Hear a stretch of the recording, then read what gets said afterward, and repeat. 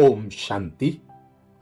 हम सभी से जाने अनजाने में जो पाप कर्म होते हैं, हम उन पाप कर्मों के लिए सदा यह सोचते हैं कि धर्मराज की सजाएं खानी पड़ेंगी। धर्मराज कौन है, कैसा है, धर्मराजपुरी कहां है, धर्मराज की सजाएं कैसे और कहां मिलती हैं। इस बात के लिए स्वयं शिव बाबा बताते, स्वयं ही स्वयं के धर्मराज बनते हो। जब कोई गलत कर्म करते हो तो उस कर्म का जो पछतावा होता है वही धर्मराज के रूप में स्वयं अनुभव करते हो, स्वयं ही स्वयं को सजाएं देते हो। अब जैसा कि हम देखते हैं, धर्मराज का पार्ट शुरू हो चुका है। हमने जिन भी आत्माओं को दुख दिया है, उन्हें कष्ट पहुंचाया है, अब वे आत्माएं हमें भी रिटर्न में दुख दे रही हैं, कष्ट दे रही हैं। एक दो को हम देखते हैं सगे संबंधी होकर भी मौत के घाट उतार रहे हैं, दुख दे रहे हैं। धर्मराजपुरी कोई अलग स्थान नहीं है, सजाओं के अनुभव को ही धर्मराजपुरी कहा जाता है। लास्ट में अपने पाप सामने आते हैं। चैतन्य में जमदूत नहीं है, लेकिन अपने पाप ही डरावने रूप में सामने आने लगते हैं। उस समय पश्चाताप और वैराग्य की घड़ी होती है। उस समय छोटे छोटे पाप भी भूत की तरह लगते हैं, जिसको ही कहते हैं यमदूत। यमदूत आए हैं, काले काले आए, गोरे गोरे आए। ब्रह्मा बाप भी ऑफिशियल रूप में सामने दिखाई देते हैं और छोटा सा पाप भी बड़े विकराल रूप में दिखाई देता है।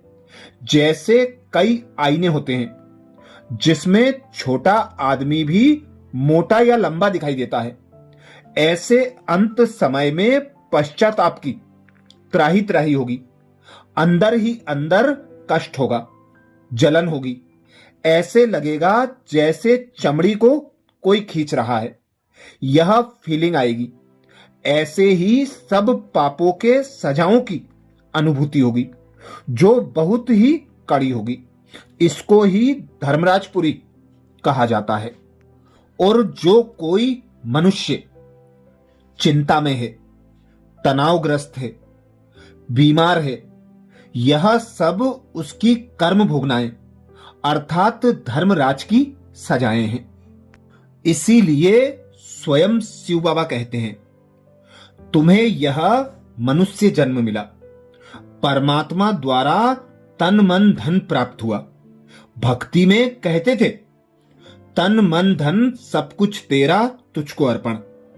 तो अब उस ईश्वर के अर्थ जो अपना तन मन धन समय संकल्प श्वास सफल नहीं करते, जिन्होंने पहले भी नहीं किया, वे अब सजाओं के पात्र बनना ही है।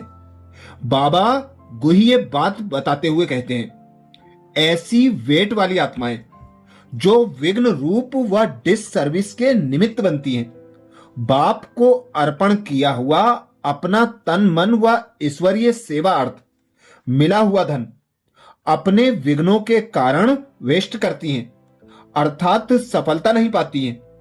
उसके वेस्ट करने का बोझ भी चढ़ता है।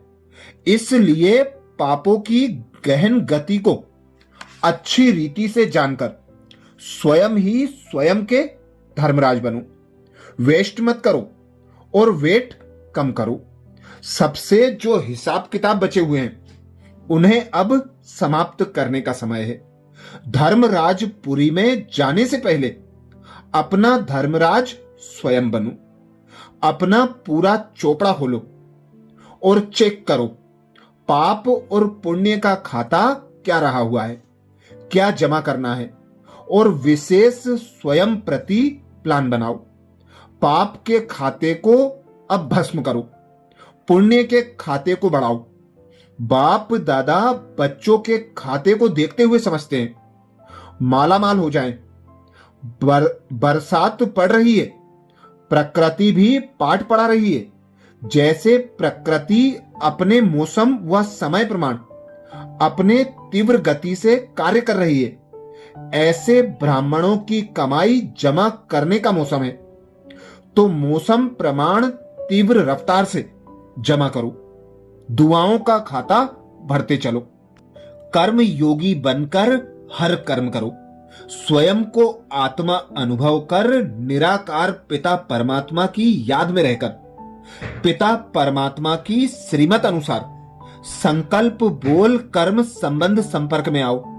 अब कर्म योग द्वारा कर्म भोग को चुकता करते चलो, क्योंकि जितना जितना बाबा की याद में रहकर कर्म करेंगे, फिर भले सजा भी मिल रही हो तो वह सजा भी सहज पार कर लेंगे। अच्छा, ऐसे ही और धर्मराज बाबा के महावाक्य सुनने के लिए बाबा के चैनल को सब्सक्राइब करें, वीडियो को सभी बीके भाई बहनों को शेयर करने की सेवा जरूर करें। ओम शांति।